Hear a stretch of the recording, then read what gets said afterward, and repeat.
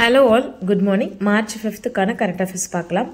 அரசின் திட்டங்கள் மக்களை சென்றடைகிறதா என்பதை உறுதி செய்வதற்காக நீங்கள் நலமா என்னும் திட்டம் தமிழகத்தில் நாளை தொடங்கப்பட்டு உள்ளதுங்க.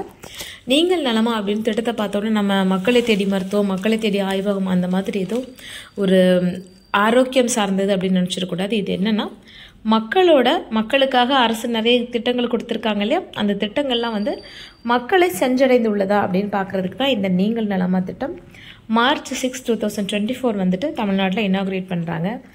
இதன்படி நீங்கள் ஏதாவது ஒரு குறைக்காகவோ இல்லை ஏதோ ஒரு தகவலுக்காகவோ கவர்மெண்ட் அணுகி இருக்கலாம், இல்லை ஒரு மனு கொடுத்துருக்கலாம். அது சம்மந்தமாக கருத்துக்களை கேட்டறிவதற்காகவும், அதுபோக இப்போ ஒரு திட்டம் இருக்குது, நீங்கள் மகளிர் உரிமை தொகை திட்டத்தின் மூலம் பயனடைந்துள்ளீர்களா இல்லையா, அது உங்களுக்கு பயன்தானா அப்படின்னு உதாரணத்துக்கு சொல்கிறேன். இந்த மாதிரி கருத்துக்களை கேட்பதற்காகவும் தான் இந்த திட்டம் இருக்குது. இதன்படி மாவட்ட ஆட்சியர்கள், அமைச்சர்கள், அனைத்து துறை செயலாளர்கள் மக்களை தொலைபேசியில் தொடர்பு கொண்டு இதற்கான கருத்துக்களை கேட்டறிவார்கள் அப்படின்னு சொல்லியிருக்காங்க. ஈவன் முதல்வரும் கூட இந்த காலில் பேசலாம் அப்படின்னு சொல்கிறாங்க. இந்த திட்டம் மூலமாக மக்களுக்கு கவர்மெண்ட் ப்ரொசீட் பண்ண அந்த திட்டங்கள் எல்லாமே டைரெக்டாக மக்களை தான் போய் சேர்ந்ததா, சிட்டிசன் சென்ட்ரிக் ஸ்கீம் தானா அப்படின்னு ஒரு அலசி ஆராய்வதற்காக தான் இந்த நீங்கள் நலமா திட்டம். இது நாளை ஓப்பன் பண்ண போகிறாங்க. தென் அதிதி திட்டம், அதிதி ஸ்கீம், இது என்ன அப்படின்னா மாண்புமிகு மத்திய பாதுகாப்புத்துறை அமைச்சர் திரு ராஜ்நாத் சிங் அவர்கள் இதை இனாகுரேட் பண்ணி வச்சுருக்காங்க. டெல்லியில் ஒரு கூட்டம் நடந்தது, பாதுகாப்பு இணைப்பு 2024 அப்படின்னு ஒரு கூட்டம் நடந்தது. அதில் தான் இதை இனாகுரேட் பண்ணியிருக்காங்க.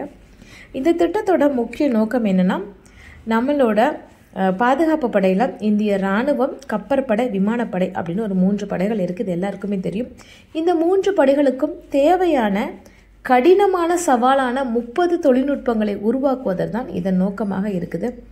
இது 2 வருடம் ஸ்கீம் தான், 2024 26 வரைக்கும். இதோட மொத்த மதிப்பு 750 கோடி அப்படின்னு சொல்லியிருக்காங்க.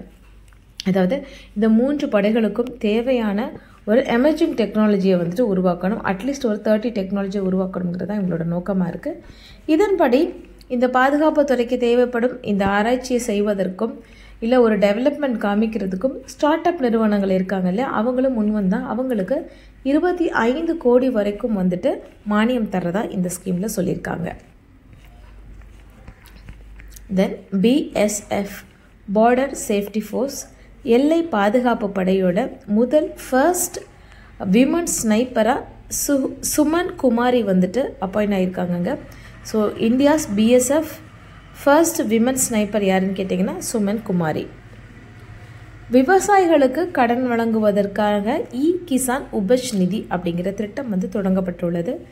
ஈனாலே டிஜிட்டல் பிளாட்ஃபார்ம், கிசான் அப்படின்னா கிசான்னா எல்லாருக்கும் தெரியும், இது விவசாயிகளுக்கான ஒரு திட்டம் அப்படின்னு.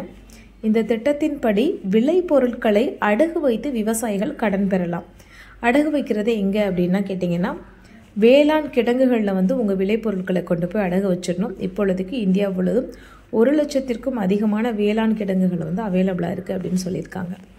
நீங்கள் அடகு வச்சோன்னா உங்களுக்கு ஒரு அமௌண்ட் வரும் இல்லையா, இது இதுக்காக நிறைய பேங்க்கோட டைப் வச்சுருக்காங்க. ஸோ அக்கௌண்ட்டில் ட்ரான்ஸ்ஃபர் ஆகிடும்.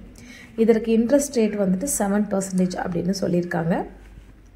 இதை நீங்கள் அடகில் வைக்கும் பொழுதே இதை நான் விற்கலாமா அப்படின்னா, இந்த விளைபொருட்களை விற்று இந்த அடமானத்தை மீட்டு திருப்பி விற்கலாம் அப்படிங்கிற மாதிரி ப்ரொசீஜர். இப்போ நார்மலாக ஒரு ஹவுசிங் லோனோ இல்லை ஒரு வெஹிக்கிள் லோனோ வாங்கினோன்னா இதோட மூல பத்திரம் பேங்க்கில் இருக்கும், நம்ம கட்டிட்டு அடகில் தான் இருக்கும். பட் நம்ம இதை மீட்கும் போது திருப்பிக்கோ இல்லையா, அதே மாதிரி ப்ரொசீஜர் தான். பட் இது அடகில் இருக்கும்போது இது விற்கலாம் அப்படிங்கிற மாதிரியும் சொல்லியிருக்காங்க. ஸோ அட் அ டைமில் நம்மளோட வேளாண் பொருட்கள் கெடாமலும் பாதுகாக்க முடியும் வேளாண் கிடங்குகளில். அதே சமயம் நம்மளுக்கு தேவையான கடன் உதவியும் பெற முடியும்.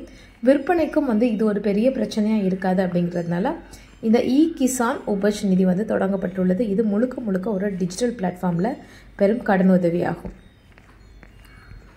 தென் கல்பாக்கத்தில் வாவினி அப்படிங்கிற ஒரு ஈநுலை, தமிழில் ஈநுலை அப்படி பிரதமர் அவர்கள் திறந்து வைத்தார். இதில் என்ன அப்படின்னு பார்த்தீங்கன்னா, 500 மெகாவாட் மின் உற்பத்தி திறன் இதற்கு உண்டு. நாட்டின் முதலாவது விரைவு ஈநுலை, அதாவது நியூக்ளியர் ரியாக்டரோட ப்ரோட்டோடைப் ஃபாஸ்ட் பிரீடர் ரியாக்டர், இது இந்தியாவிலே ஃபர்ஸ்ட் அப்படின்னு சொல்லியிருக்காங்க. இதற்கு கோலார் கோடிங் அப்படிங்கிற ஒரு பணி வந்து இப்போ தொடங்கப்பட்டுள்ளது அப்படின்னு சொல்லியிருக்காங்க. இது வந்து ப்ராசஸிங்க்கு வந்திருந்தால் எப்படி ரஷ்யா வந்துட்டு இந்த நியூக்ளியர் பவரில் வந்துட்டு ஒரு பெரிய ஆளாக இருக்கிறாங்களோ அதே மாதிரி இந்தியாவும் வந்துட்டு ஒரு பெரிய ஆளாக இருக்கும் அப்படின்னு சொல்லியிருக்காங்க. இது முழுக்க முழுக்க இந்தியாவோட தயாரிப்பு தாங்க. தற்சார்பு இந்தியா அப்படிங்கிற ஒரு வேர்டு அடிக்கடி கேள்விப்பட்டிருப்பீங்க. அந்த திட்டத்தின் கீழ் தான் வந்துட்டு இது தொடங்கப்பட்டுள்ளது. இந்த பாவினி அப்படிங்கிற அப்ரிவேஷன் தான் வந்துட்டு பாரதிய நபிஹியா வித்யுத் நிகாம் லிமிடெட். இதோட சுருக்கம் தான் வந்துட்டு இந்த பாவினி. தென் March 4 international HPV awareness day. இது வந்து இங்கிலீஷில் வந்துட்டு ஒரு அழகான ஒரு ஆர்டிக்கல் கொடுத்துருக்காங்க. அந்த ஆர்டிக்கல்லேருந்து எடுத்தது தான். இந்த ஹெச்பிவி அவேர்னஸ் டே வந்துட்டு March 4 வந்து டிக்ளேர் பண்ணிவிட்டு அதுக்கான அவேர்னஸ் ஸ்ப்ரெட் பண்ணிகிட்ருக்காங்க. இந்தியாவில் ஜனவரி மாதம் ஃபுல்லாக வந்துட்டு ஹெச்பிவிக்காக தான் பார்த்துருந்தோம். ஸோ அப்போவே நம்ம பார்த்துருந்தோம் இதோட வைரஸ் என்னென்னா ஹியூமன் பேப்பிலோ வைரஸ் அப்படின்னு. இதற்கான வேக்சின்ஸும் அவைலபிளாக இருக்குது இந்தியாவில். 9 to 14 இயர்ஸில் வந்துட்டு வேக்சின் போட்டால் தான் அதோட எஃபிஷியன்சி ரேட் வந்து நல்லா இருக்குது அப்படின்னு ஸ்டடீஸ் சொல்லியிருந்தது. அது எல்லாமே நம்ம பார்த்துருந்தோம். இப்போது WHO வந்துட்டு இதுக்கு இந்த ஹெச்பிவி சர்விக்கல் கேன்சருக்கு எதிராக வந்துட்டு ஒரு ஸ்ட்ராட்டஜி கொடுத்துருக்காங்க. 90-70-90 ஸ்ட்ராட்டஜி. இந்த ஸ்ட்ராட்டஜியை வந்து 2030 வந்துட்டு எல்லா இடத்துலையும் ஃபாலோ பண்ண வைக்கணும் அப்படின்னு சொல்லியிருக்காங்க. ஃபஸ்ட்டு 90 அப்படின்னா 90% of the children who is below 15 years, அதாவது 15 இயர்ஸ் வரும்போது அவங்க எல்லாருமே வேக்சினேட்டடாக இருக்கணும். ஸோ 90% ஆஃப் தி பிலோ 15 இயர்ஸ்க்கு வந்துட்டு கண்டிப்பாக வேக்சினேட் பண்ணணுங்கிறது தான் ஃபர்ஸ்ட் 90%. தென் 70% என்னென்னா 70% of the women who is from 35 to 45 போட்டிருக்கேன். 35 to 45 ஏஜ் குரூப்பில் இருக்கிறவங்க எல்லாருக்குமே ஹை லெவல் ஸ்க்ரீனிங் பண்ணியிருக்கணும். So 70% of people should go under the screening process in the age of 35 to 45. Next 90% எதை டினோட் பண்ணுது அப்படின்னு பார்த்தீங்கன்னா, if in case someone detected you are in pre cancer or cancer lesions இருக்குது அப்படின்னா அவங்க எல்லாருக்குமே வந்துட்டு 90% பீப்புளுக்கு ஹை லெவல் பெர்ஃபார்மன்ஸ், அதாவது ஒரு ட்ரீட்மெண்ட்டோ கேரும் வந்துட்டு 90% ஆஃப் த பீப்புளுக்கு கிடைக்கணுங்கிறதா இந்த 90-70-90 ஸ்ட்ராட்டஜிக்குள்ளது. இதோட ஆர்டிக்கல் வந்து இங்கிலீஷில் அவைலபிளாக இருக்குது, படிச்சுக்கோங்க. ரொம்ப யூஸ்ஃபுல்லான ஆர்டிக்கலாக இருக்கும். அதுபோக எந்த ஏஜில் வந்துட்டு வேக்சின் கொடுத்துருந்தா ரொம்ப யூஸ்ஃபுல்லாக இருக்கணும்னா 9 to 14 இயர்ஸில் வந்துட்டு வேக்சின் கொடுத்துருந்தா இந்த வேக்சினோட எஃபிஷியன்சி ரொம்ப ஜாஸ்தியாக இருக்கும் அப்படின்னு சொல்லியிருக்காங்க. இந்தியாவில் இதற்கான வேக்சின் வந்துட்டு இப்போது பட்ஜெட்டில் சொல்லியிருந்தாங்க. யூனியன் பட்ஜெட்டில் ஃப்ரீ காஸ்ட்டில் வந்துட்டு குழந்தைங்களுக்கெல்லாம் கொடுக்க போகிறோம் அப்படின்னு சொல்லிட்டு இது ஒரு வரவேற்கத்தக்க ஒன்று. இது தவிர நியூஸ் பேப்பரில் என்னெல்லாம் கொடுத்துருக்காங்கன்னா, மக்களாட்சி தேர்தல் வரப்போகுது, மக்களவை தேர்தல். இதற்காக வந்துட்டு ஒரு நியூஸ் பேப்பர் ஃபுல்லாக வந்துட்டு அந்தந்த சின்னங்கள் பற்றி கொடுத்துருக்காங்க. ஒரு தடவை வந்து டிஎன்பிஎஸ்சியில் தேசிய கட்சிகளையும் அதோட சின்னங்களையும் பொறுத்துக அப்படிங்கிற மாதிரி கூட ஒரு கொஸ்டின் வந்திருந்தது. ஸோ சின்னங்கள் கூட நீங்கள் ஒரு தடவை பார்த்துக்கோங்க.